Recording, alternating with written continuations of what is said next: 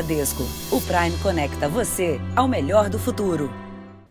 Olá, boa noite. Boa noite. A Polícia Federal desencadeou hoje uma operação que apura o uso de aviões da FAB pelo tráfico de drogas. Os agentes foram atrás de 10 pessoas, civis e militares. A droga encontrada em 2019 na maleta de mão de um sargento da FAB, dentro de um avião que acompanhava uma viagem presidencial, foi o primeiro passo para a investigação. Assim que amanheceu, os agentes da Polícia Federal saíram em direção a endereços luxuosos. Imóveis em condomínios fechados do Distrito Federal, como esta casa de alto padrão, um dos 15 alvos da operação, cercada de jardins e piscinas. A mansão, avaliada em 4 milhões de reais, pertence a um dos investigados. A suspeita é que teria sido comprada com o dinheiro do tráfico de drogas. Um esquema milionário que envolvia o envio de cocaína para o exterior em aviões da Força Aérea Brasileira. A investigação começou em 2019, depois que o sargento da FAB, Manuel Silva Rodrigues, foi preso na Espanha com 39 quilos de cocaína em um voo da corporação. Ele viajava como parte da tripulação do avião que serve de apoio à comitiva presidencial e foi preso em Sevilha com a droga escondida na bagagem de mão. O sargento cumpre pena na Espanha desde setembro do ano passado.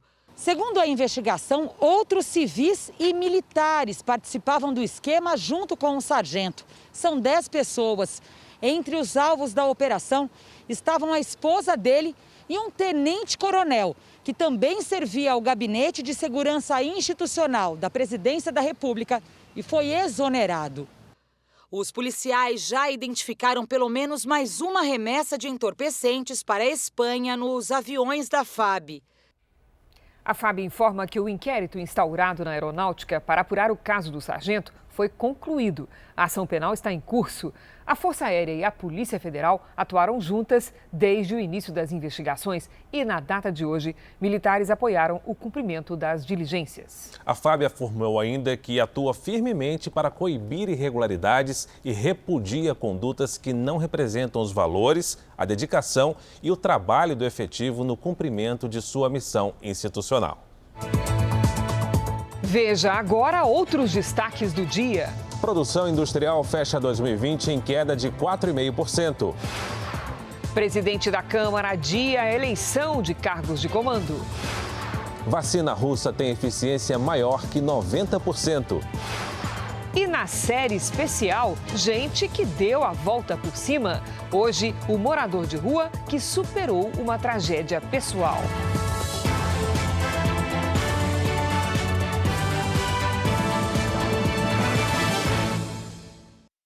Oferecimento Bradesco. Experimente o futuro. Fale com a Bia.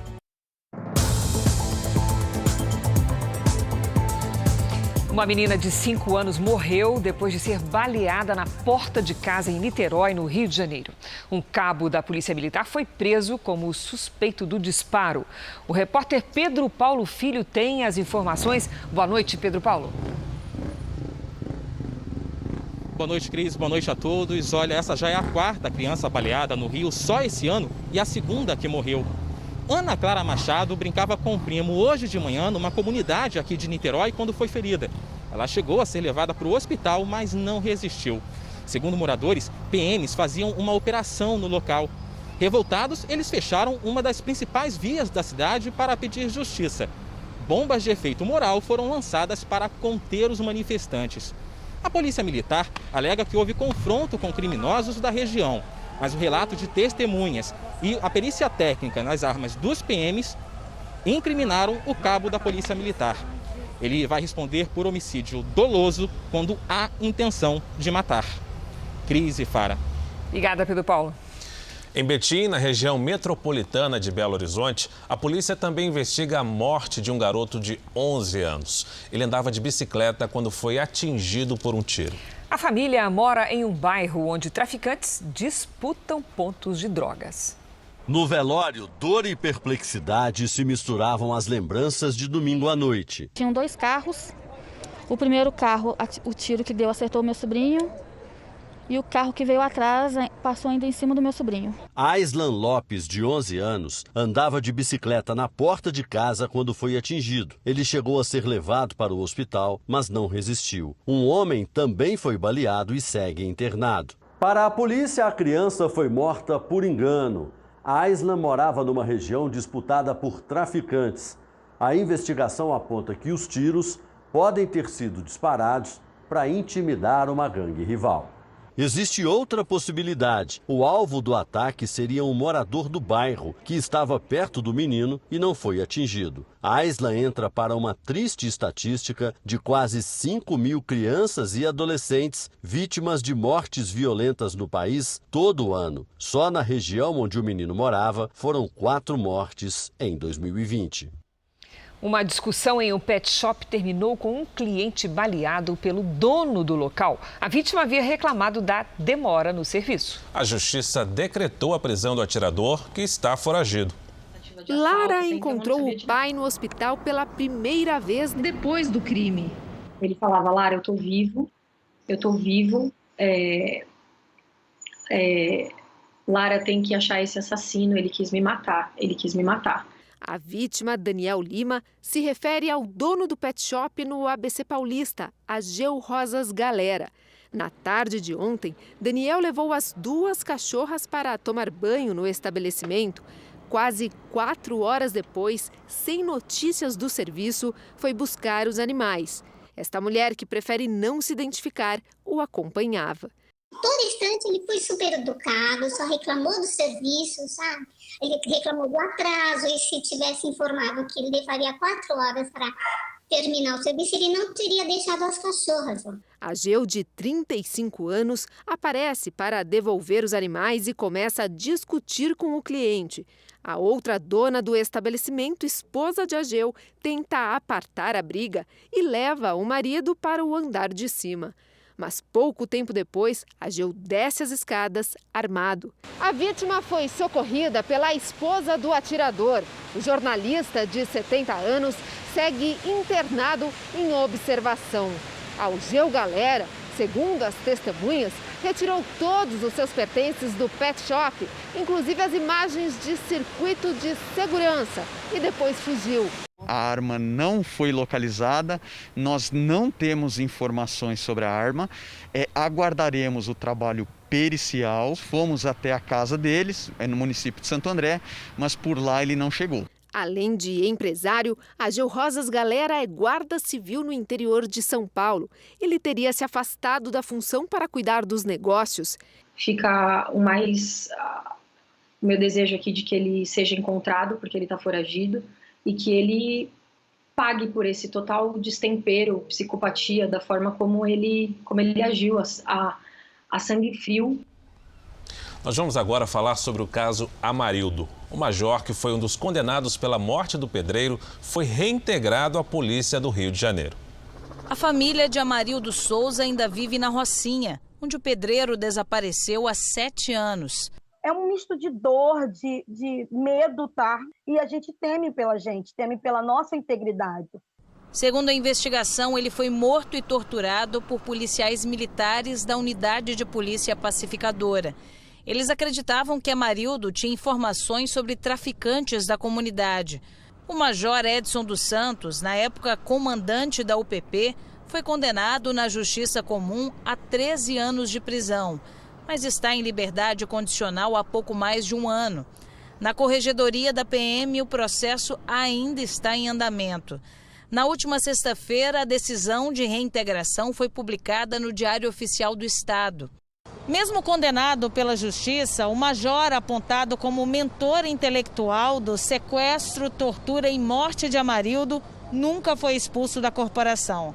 A decisão prevê a reintegração do policial ao cargo, com todos os benefícios como militar, desde agosto de 2019, inclusive uma possível promoção por tempo de serviço. A Polícia Militar afirmou que não há impedimento legal para o major voltar a exercer a função pública e que ele ainda responde a processos que podem resultar em uma expulsão. A notícia da volta do policial à ativa frustrou a família de Amarildo, que ainda não recebeu a indenização pelo Estado concedida pela Justiça. Não é ser punitivista, mas é que eles estão se sentindo preteridos em relação à lei, né? Para alguns a lei tem uma eficiência e para outros não, que é o caso deles. Pelo 8º mês seguido, a produção industrial avançou em dezembro, o que ajuda a diminuir as perdas provocadas pela pandemia. Mesmo assim, o ano de 2020 fecha com queda de 4,5%. A demissão de Erivelton e de tantos outros colegas de trabalho em julho do ano passado não foi surpresa. Mesmo assim, trouxe muita preocupação para a família. A gente fica com medo, né, de demorar muito tempo para arranjar outro emprego. Tem conta para pagar, eu pago o aluguel. O operador de máquinas experiente não perdeu tempo.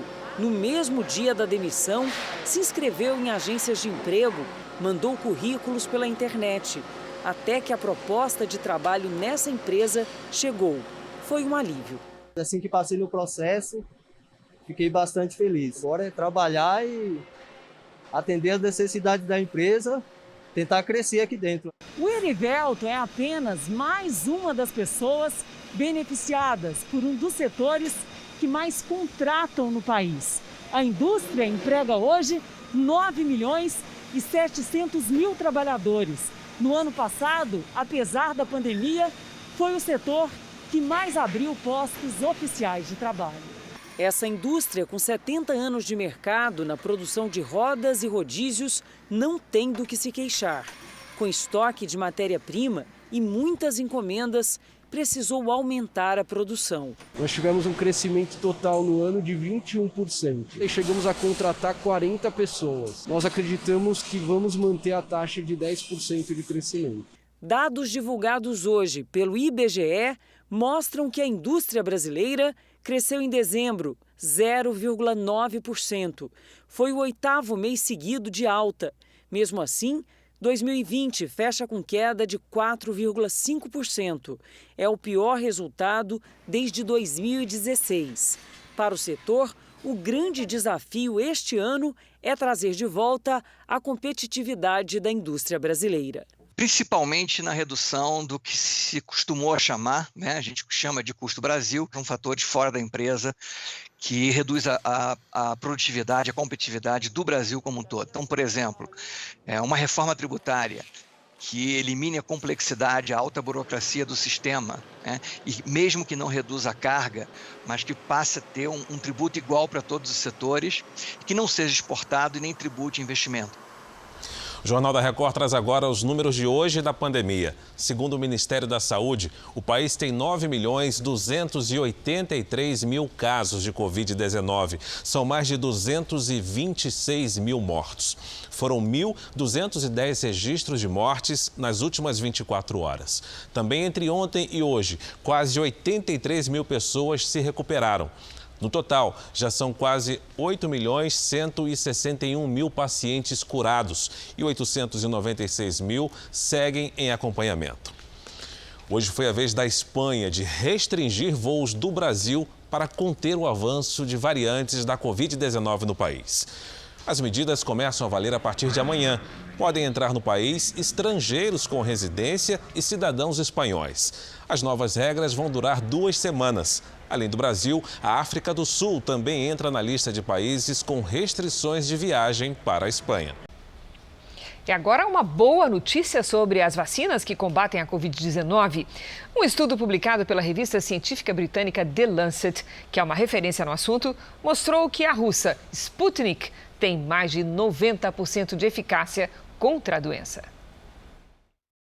Quase 20 mil pessoas participaram da fase 3 de testes. A análise dos dados sugere que a vacina reduz em 91,6% os casos com sintomas leves de Covid-19, quando se compara o grupo vacinado ao que recebeu placebo nos testes.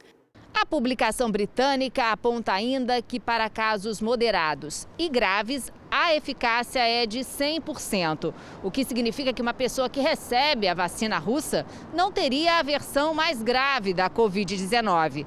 Os dados também mostram bons resultados em pessoas com mais de 60 anos. A vacina é aplicada em 2 doses e, até agora, vinha sendo alvo de críticas pela ausência dos resultados finais dos testes. Segundo o diretor do Instituto Gamaleya, responsável pela produção do imunizante, ele é seguro e não apresentou complicações sérias para os voluntários. No Brasil, o pedido para uso emergencial da vacina desenvolvida na Rússia foi feito pelo grupo farmacêutico União Química, mas a Anvisa pediu mais documentos para análise. Além da Rússia, o imunizante já teve uso aprovado em países como Argentina, Bolívia, Hungria e Emirados Árabes. A Anvisa afirmou que a publicação de um estudo clínico em uma revista científica de referência é de fato uma boa notícia. Entretanto, para decidir sobre eficácia e segurança, precisa ter acesso aos dados completos gerados nos estudos clínicos. A agência observou que a Sputnik é mantida a 18 graus negativos na Rússia. E a proposta da farmacêutica brasileira prevê uma conservação em temperatura diferente. A Universidade de Oxford revelou novos dados sobre a eficácia da vacina feita em parceria com a AstraZeneca. A primeira dose tem 76% de eficácia contra a Covid-19. Essa proteção aumenta ainda mais após a segunda dose da vacina e vai a 82,4%. A vacina de Oxford também está sendo aplicada no Brasil, onde é responsabilidade da Fundação Oswaldo Cruz.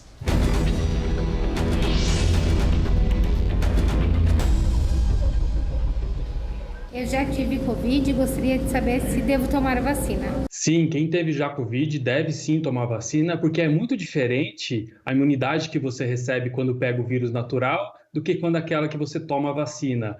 A gente não sabe quantas partículas virais você foi exposta. Já com as vacinas, não. A gente sabe muito bem qual que é a resposta imunológica esperada e ela dá um treinamento melhor para o seu sistema imunológico para combater o vírus de verdade. E você, também tem dúvidas sobre a vacina? Mande um vídeo com sua pergunta para o nosso número. Veja ainda hoje, preso suspeito de enviar à ex-namorada um buquê com uma bomba na semana do Natal. E também na série especial, a história de um homem que saiu das ruas para dar a volta por cima.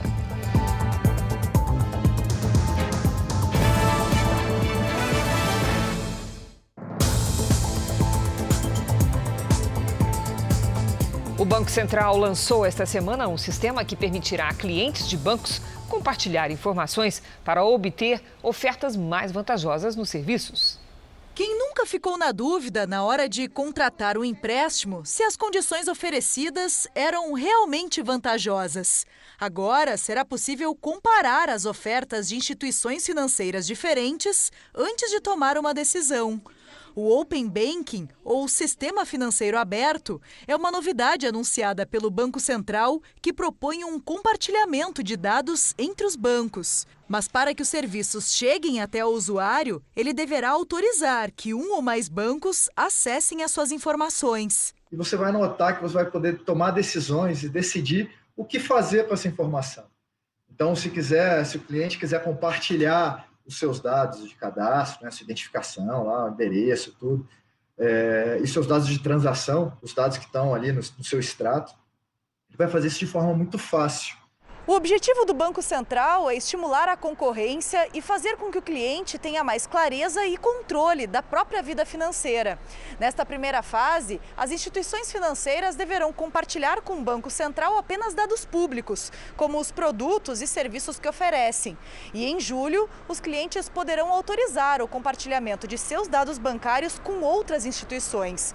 A expectativa é que as ofertas comecem a ser enviadas a partir de agosto. Para este educador financeiro, uma das principais vantagens será analisar as taxas de juros. A partir do momento que as informações estão com outras instituições, com outras empresas, a gente consegue ter acesso a essa ideia de ter acesso a créditos, a financiamentos com taxas mais baixas, por exemplo, do que com as informações concentradas. O presidente americano Joe Biden assinou hoje decretos sobre as novas políticas de imigração nos Estados Unidos. Uma das ordens executivas vai criar uma força-tarefa para reunir as crianças que foram separadas dos pais ao cruzar ilegalmente a fronteira. O decreto não esclarece quantas famílias serão beneficiadas. Também não explica como será feito o retorno dos pais que foram deportados aos Estados Unidos. Um levantamento estima que 600 crianças tenham sido separadas dos pais. O fundador da gigante do varejo online, Amazon, Jeff Bezos, anunciou que vai deixar o comando da empresa ainda esse ano. O bilionário seguirá com o cargo de presidente executivo do conselho e afirma que vai focar suas energias em novos produtos e iniciativas. Jeff Bezos é a primeira ou a segunda pessoa mais rica do mundo. O topo da lista depende de quem faz a conta. Ele tem uma fortuna equivalente a mais de R$1 trilhão.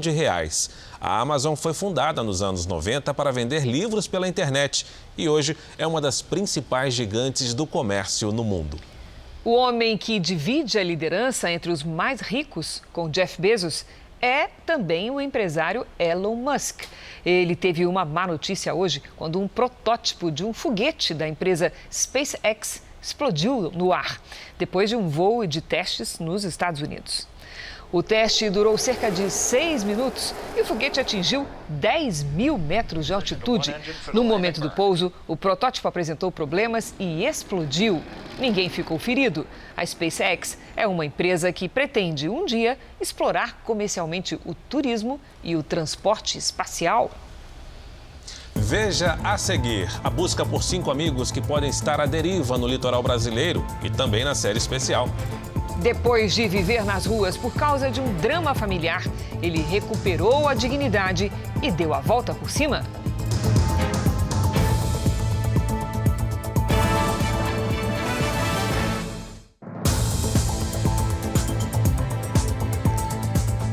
O número de acidentes em rodovias federais caiu em 2020, mas o de pessoas que morreram se manteve em comparação com 2019. Foram 14 por dia, cerca de 5 mil vidas perdidas no período.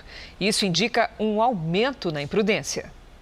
A cada 8 minutos acontece um acidente nas estradas federais brasileiras. Kelly ainda tem recente na memória os momentos de pânico que viveu há pouco mais de um mês. Eu fui fazer a manobra de ultrapassagem. Ao quase terminar a ultrapassagem do segundo veículo, era um senhor. Ele não me viu e ele também saiu para ultrapassar. Ele acertou a lateral do meu carro, me jogando no acostamento do outro lado, na contramão de direção. São meses para a gente esquecer de um acidente.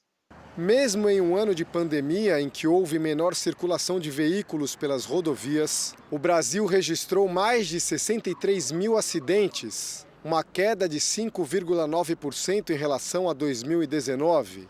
No entanto, os acidentes foram mais letais. 5.287 mortes, uma redução inferior a 1% em relação ao ano anterior. Na prática, nós temos rodovias que foram construídas há 40, 50 anos, que não foram modernizadas e que elas acabam contribuindo para que os acidentes permaneçam num patamar tão elevado. Essa é a rodovia que mais mata no Brasil. Só aqui na BR-116, que liga o Rio Grande do Sul ao Ceará, 690 pessoas perderam a vida no ano passado. As estatísticas dos acidentes também mostram que a maioria das mortes nas estradas é provocada por colisões, o que, segundo os especialistas, está ligado à imprudência e poucos pontos de fiscalização. 95% das rodovias federais não tem nenhuma fiscalização de velocidade. Nenhum condutor do dia 16 de agosto de 2019 até o dia 23 de dezembro de 2019 foi multado por excesso de velocidade pela Polícia Rodoviária Federal em todo o território nacional. O custo anual estimado dos acidentes ocorridos em rodovias federais do Brasil chegou a 10 bilhões de reais. Já o prejuízo humano é incalculável. Evani perdeu 4 parentes no ano passado em um acidente provocado por um motorista embriagado. A dor nunca vai passar. Eu sofro até hoje com problemas psicológicos, principalmente meu pai, nossa família por completo. Um grupo de 5 amigos está desaparecido no mar do Rio de Janeiro. Eles saíram em direção à Fortaleza e perderam o contato após uma tempestade. A viagem começou neste clube no Rio de Janeiro. Foi daqui que os 5 amigos partiram para Fortaleza. A viagem foi a bordo de uma lancha que o empresário Ricardo José Kirtz havia acabado de comprar. Segundo as famílias, o grupo tinha experiência no mar. Eu acredito muito na capacidade de cada um, porque eles não eram aprendizes, tá entendendo? Eles eram conhecedores. Os amigos saíram do Rio no dia 28 de janeiro e logo avisaram por celular que enfrentavam problemas. Já foram comunicados que eles pegaram um mar muito ruim. Um dia depois, o último contato e a notícia de que chovia muito e que os alimentos levados para a viagem foram perdidos. Eles ainda estavam no litoral fluminense. É isso que nós esperamos, que todos estejam bem. Os pedidos de socorro foram recebidos por embarcações atracadas no Porto do Açu, a 320 quilômetros do Rio. A Marinha foi acionada. Familiares dos 5 amigos também procuraram ajuda. As buscas já duram 3 dias. Os militares estão a 90 quilômetros da costa e até agora não há vestígios da lancha. O trabalho é monitorado em tempo real. Nessa área, nós temos o navio Patrulha Macaé, nas proximidades ali de Cabo Frio. Nós temos uma aeronave da Marinha do Brasil. E aqui, o Rio de Janeiro, nós tivemos essa área investigada por uma aeronave da FAB. Nós não podemos afirmar que eles estão a bordo da embarcação e ela está à deriva, ou que ela tenha afundado e eles estão no mar. Ricardo Kirst, um dos desaparecidos, é gaúcho, mas vive em Fortaleza. Ele navega há 40 anos e planejou toda a viagem. Acabou fazendo disso agora um sonho, um grande filme da vida dele. Não desistam dos meninos, do meu irmão, ele está vivo. Um explosivo fabricado durante a Segunda Guerra Mundial foi encontrado hoje pela manhã no Rio de Janeiro. O artefato estava aparentemente intacto em uma residência no bairro de Olaria. O explosivo, fabricado há cerca de 80 anos, pesa aproximadamente 25 quilos e foi encaminhado para a perícia.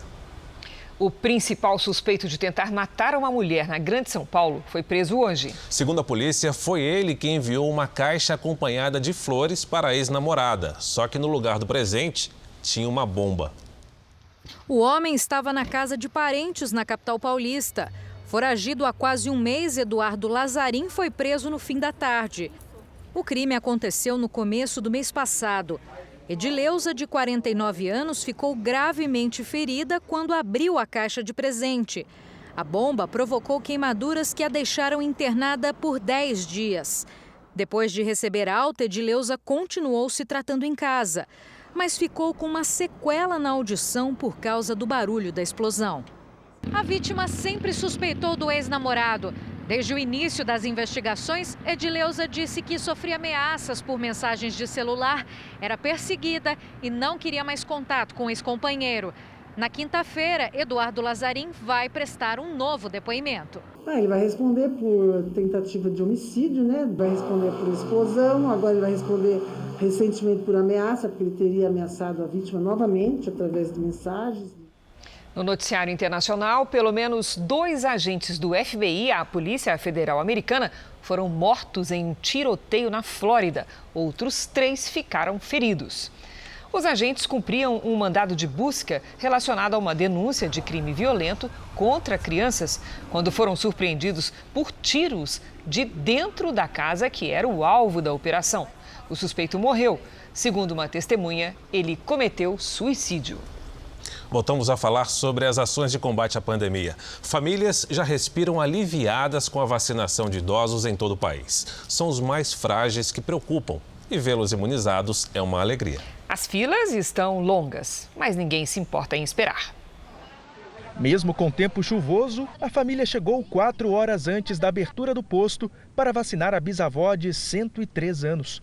A primeira da fila nesse drive-thru. Depois de tanto tempo, vou poder abraçar minha bisa, né? A fila de carros se estendeu por mais de 1 quilômetro em uma das principais avenidas de Salvador.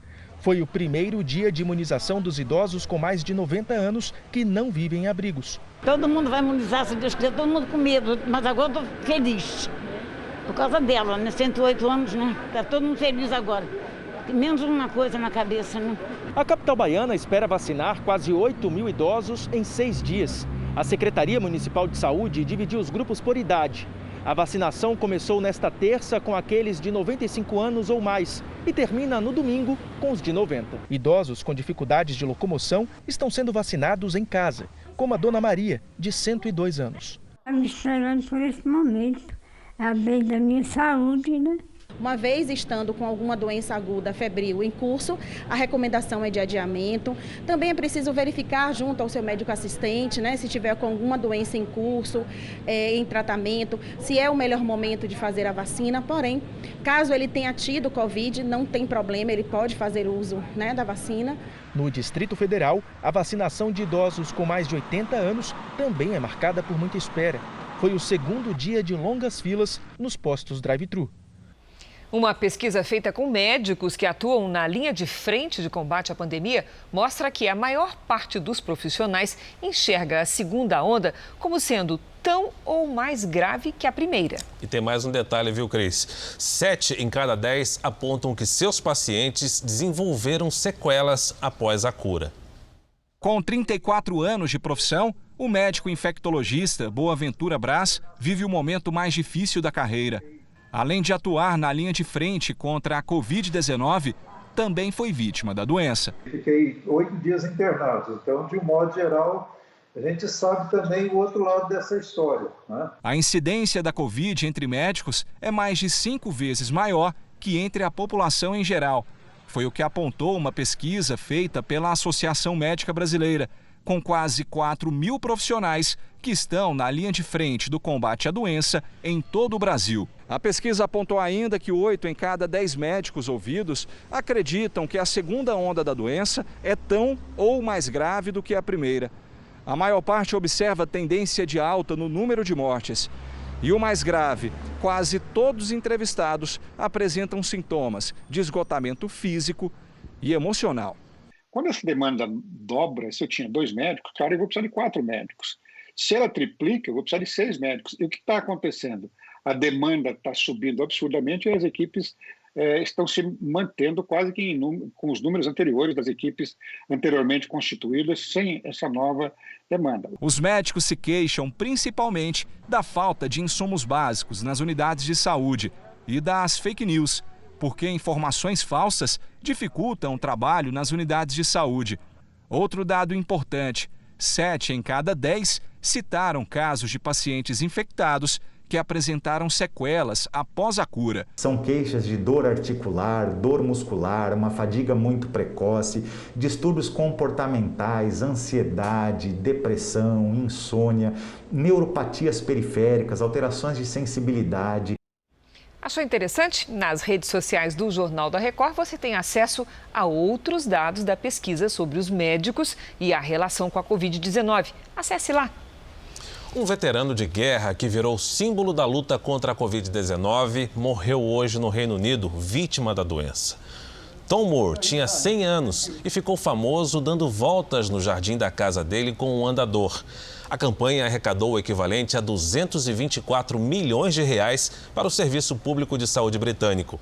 Pela ação, ele recebeu o título de Cavalheiro da Rainha Elizabeth II. Como fazia um tratamento de pneumonia, Tom não pôde ser vacinado.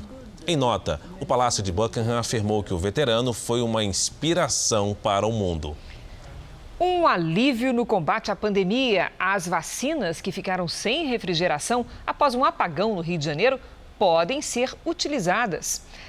A queda de energia elétrica no Hospital Federal de Bom Sucesso foi no último dia 24. 728 doses da Coronavac estavam armazenadas no local. A Fiocruz garantiu a eficácia e a segurança, mas ressalvou que as vacinas devem ser aplicadas em até 14 dias. O diretor do hospital foi demitido por causa do incidente. Agora, uma atualização sobre a vacina Sputnik. A farmacêutica brasileira União Química informou à Anvisa que pretende manter o mesmo padrão de temperatura e conservação da desenvolvida na Rússia e que teve dados publicados hoje na revista The Lancet. O presidente Bolsonaro elogiou as escolhas de Rodrigo Pacheco e Arthur Lira para as presidências, respectivamente, do Senado e da Câmara.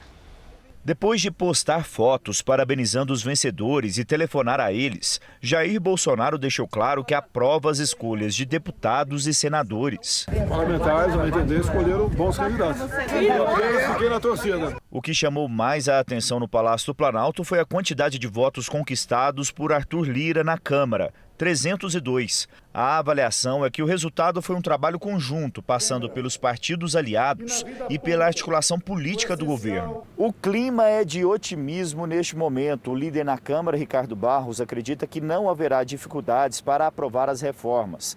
Os desafios são enormes. Só a reforma tributária, uma das prioridades, é discutida há mais de 20 anos e nunca saiu do papel. Com relação ao auxílio emergencial, o governo defende que ele não seja prorrogado. Para reforçar a área social, o plano é ampliar o Bolsa Família. Em outra frente, nesta terça-feira, o ministro das Comunicações anunciou que vai visitar empresas de 5 países que podem fornecer tecnologia de internet 5G.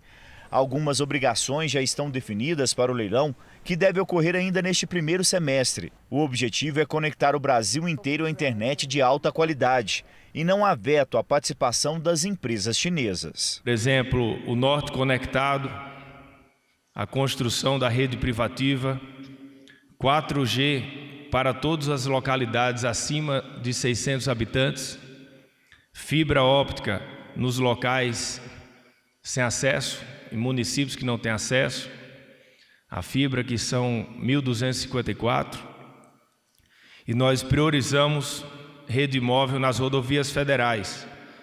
Tem 48 mil quilômetros que priorizamos que não tem nenhuma conectividade.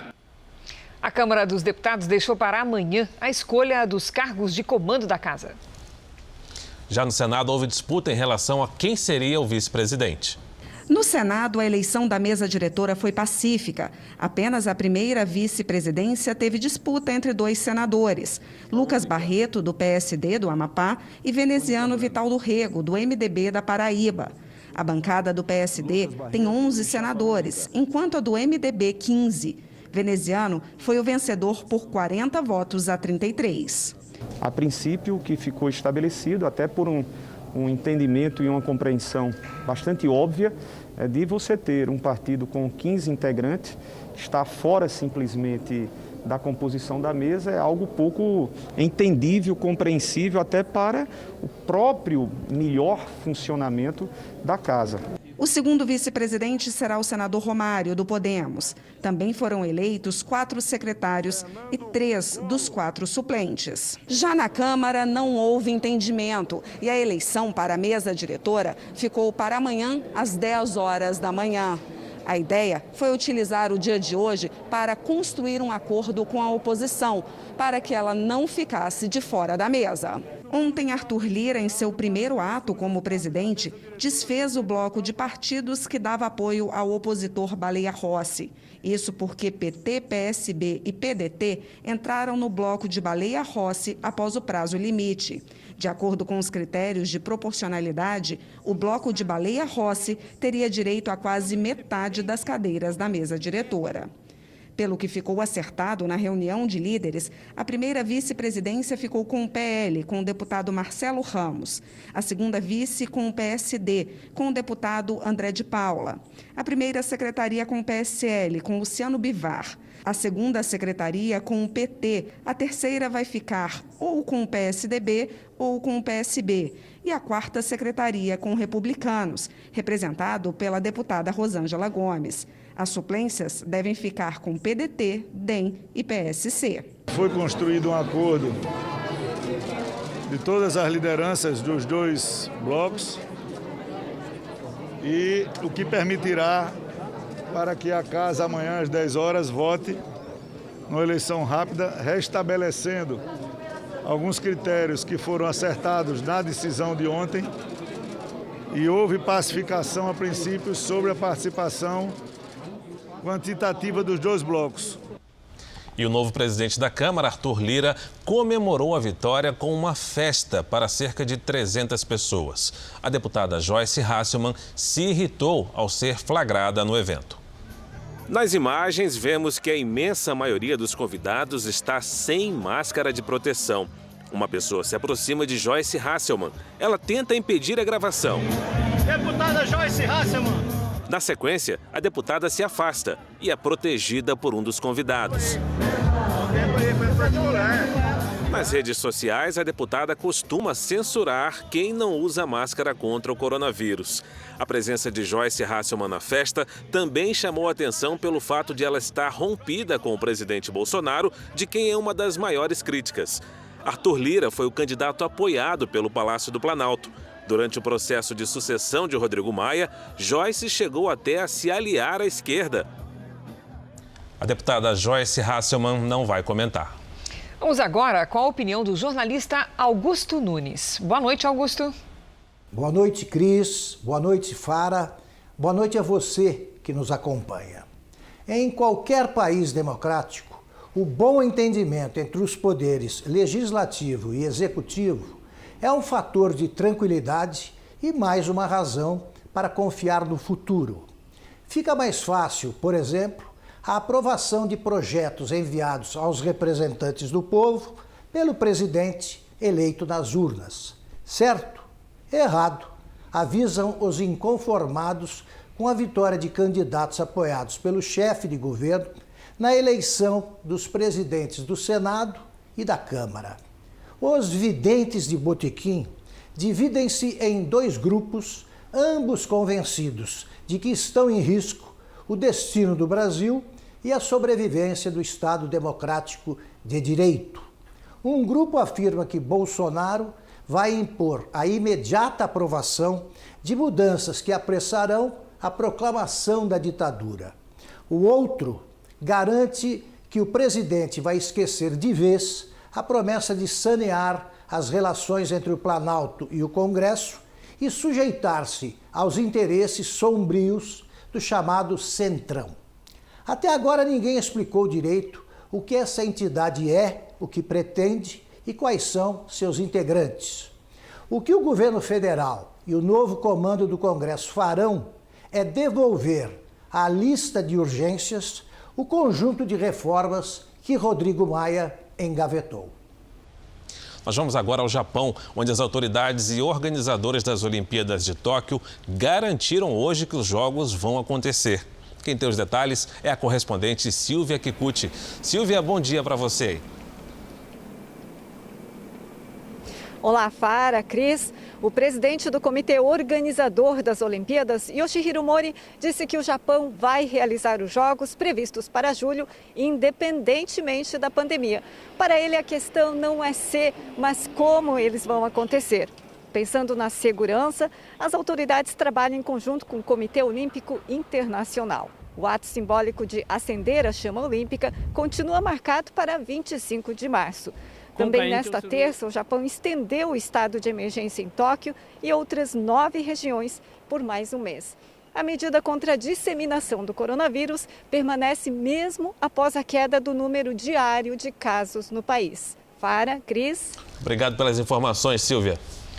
Nos Estados Unidos, o segundo dia de nevasca acumulou quase 90 centímetros de neve em algumas cidades do país. 2 mortes relacionadas ao mau tempo foram registradas. A cidade de Nova York saiu do estado de emergência bem cedo, mas a neve só parou de cair depois do meio-dia. Na região da Times Square, mesmo com os serviços de limpeza, alguns pedestres precisaram criar trilhas no gelo para não escorregar.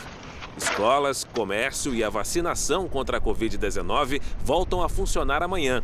No estado de Nova Jersey, mais de 7 centímetros de neve caíram por hora durante a tempestade. 500 voos foram cancelados. E em Connecticut, o motorista de uma caminhonete caiu num rio congelado. Ele e a passageira foram resgatados sem ferimentos graves. Uma tempestade deixou a cidade de São Paulo em estado de atenção hoje à tarde.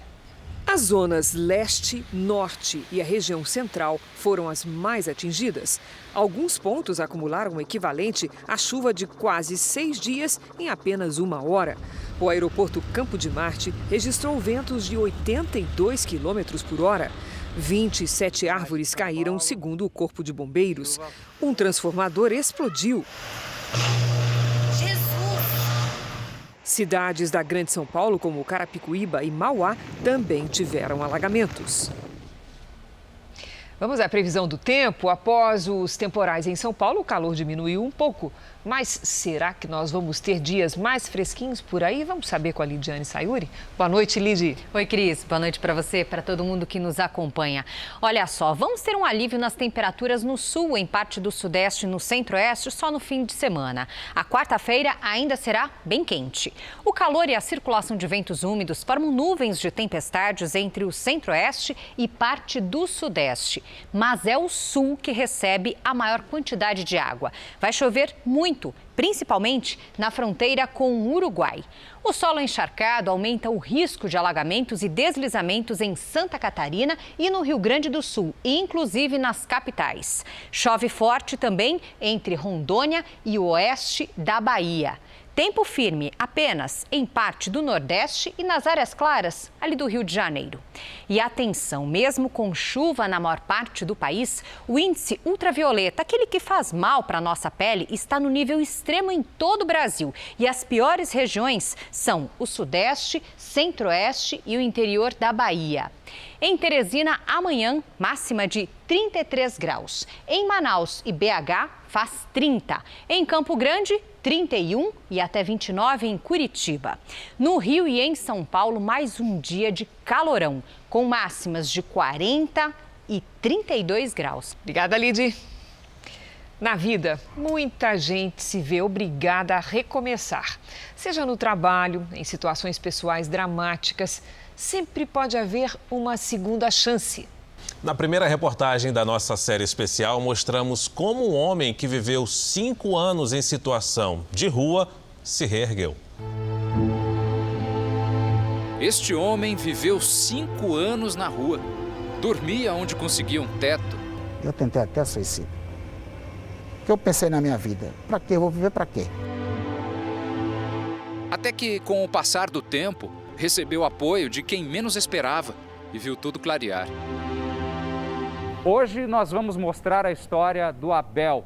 Há alguns anos, ele experimentou uma das faces mais difíceis da vida. O Abel conheceu a fome, a humilhação e o anonimato. Mas ele mudou de vida. Ele recomeçou. Abel veio de Mato Grosso do Sul para tentar uma vida melhor em São Paulo. Mas a morte da mãe da única filha dele, depois de sair da sala de parto, fez Abel desistir de tudo o que já tinha conquistado. Eu entrei em 2012, quando no falecimento da mãe da minha filha. No dia do sepultamento dela, dia 17 de outubro, no dia 27 de outubro, dali começou. Quando eu cheguei no meu apartamento, que eu tinha tudo, e de repente não tinha nada, as coisas foram desmoronando ali minha vida acabou. Abel saiu pelas ruas, sem destino, se perdeu no meio da multidão. De 2012 a 2019, a população em situação de rua cresceu 140% em todo o país. Cálculos mostram que 222 mil pessoas viviam em 2020 pelas ruas. Também, com base no ano passado, a Prefeitura de São Paulo afirma que só na capital são quase 25 mil pessoas. Esses números incluem também trabalhadores informais, como guardadores de carros, vendedores ambulantes. Eu vendia água nesse farol. Vender água no farol foi uma das formas encontradas por Abel para sobreviver. Eu ficava sentado aqui, ó. O pessoal ia na padaria, tomar um café, alguma coisa, voltava e me dava. E quando passávamos na mesma região, onde ele pedia comida, outro homem, provavelmente morador de rua, dormia no chão. Abel, bem do nosso lado tem uma pessoa que está numa situação difícil. Você já ficou numa situação parecida? Sim. Sou não alcoolizado, mas de cansaço, de fome. Quando você vê uma situação como essa, o que é que passa pela sua cabeça? Passa um filme, porque antes eu julgava quando eu via uma pessoa dessa nessa situação. Hoje eu não julgo, porque eu já estive ali. Eu conheço do lado. O homem que já esteve na mesma situação, hoje não consegue deixar de ajudar. Você tá bem? Mas o que foi? mais apertava em você? O que mais aperta é que, infelizmente, para quem vive na rua, para quem mora na rua, não tem valor para a sociedade. E no meio da cidade tão grande, ele achou um amigo, um pai, como diz. Ele veio de Mato Grosso, e sozinho, família toda lá, e ele encarou, morou na rua e lutou. E essa luta que me fez criar coragem, né, para poder dar uma mãozinha para ele. Nessa caminhada, o Abel teve uma outra ajuda que ele define como essencial para a mudança de vida. O acolhimento que recebeu da Igreja Universal ainda quando morava nas ruas. Da fé que foi despertada nele, veio a confiança de que uma nova vida era possível. Para esta psicóloga, conseguir ajuda ou alguém em quem se espelhar é fundamental para recomeçar. Não dá para faltar os laços sociais, eles são fundamentais. A gente não faz nada sozinho, a gente está sempre no mundo social. E não dá para faltar uma razão para fazer isso, algo que justifique, um projeto. Pouco depois, Abel conseguiu trabalho nesta padaria, na região central de São Paulo. Você começou a trabalhar aqui? Comecei a trabalhar aqui. Começou a trabalhar como o quê? De auxiliar, de ajudante, limpeza, tudo. E daí fui para garçom. E aí já botou eu para garçom, de garçom já fiquei de auxiliar, que eu que fechava o caixa, eu que ajudava. O Abel, que hoje sai para trabalhar como vendedor de seguros, enfrenta esses degraus ainda com mais orgulho, porque é no segundo andar que fica a sala dele. A assinatura está batendo de vigência. O Tiago falou que não acha que não, você mandar vai devolver. Mas o Abel não se esquece do que passou nas ruas. Estou tendo uma oportunidade, uma chance. Agora, cabe a mim não errar de novo. Feridas não o impediram de avançar. Na verdade, são elas que o ajudam a recomeçar.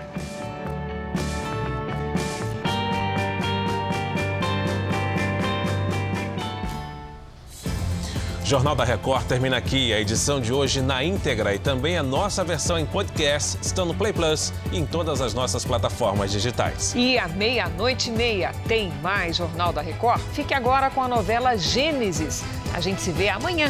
Até lá. Ótima noite e até amanhã.